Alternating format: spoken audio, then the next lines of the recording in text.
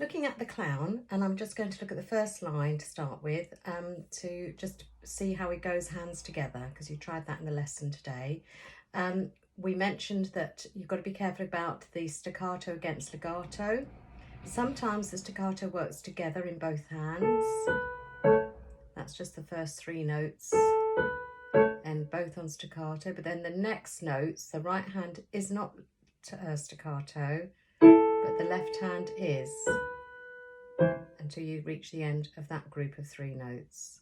So that's the beginning.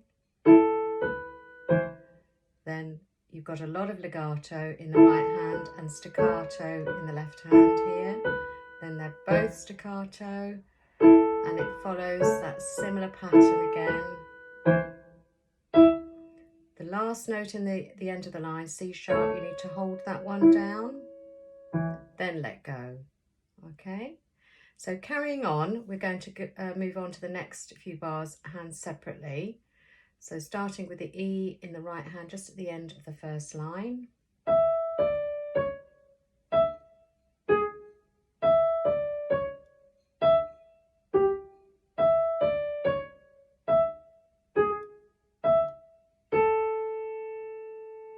And I mentioned, because you've got on the second line, you've got C sharp and you've also got G sharp, then G natural, and then G sharp again. And that's played with the thumb. And anytime you're using your thumb or your little finger, because they're shorter digits on your hand, you need to take the hand forward over the black key rather than twisting to reach the thumb there onto the G sharp.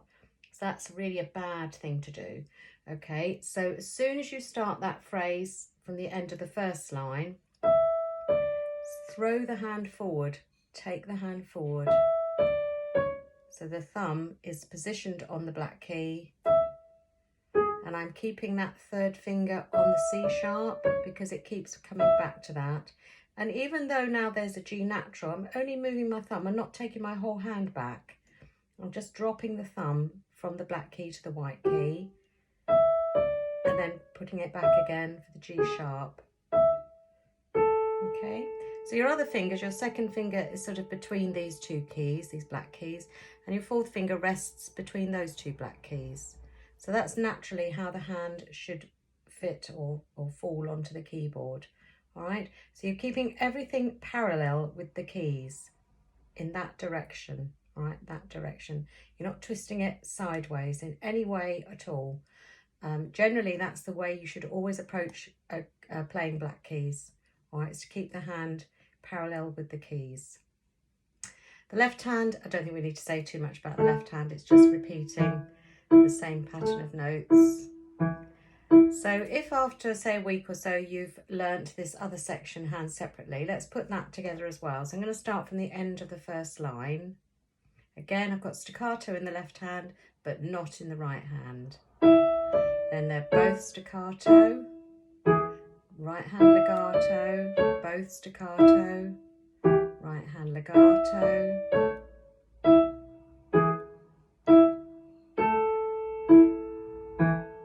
Okay, don't be put off by the sound there. I think the G natural comes as a little bit of a surprise to our ears. Let's just listen to that again. Here it comes. All right, but that is as the music is written.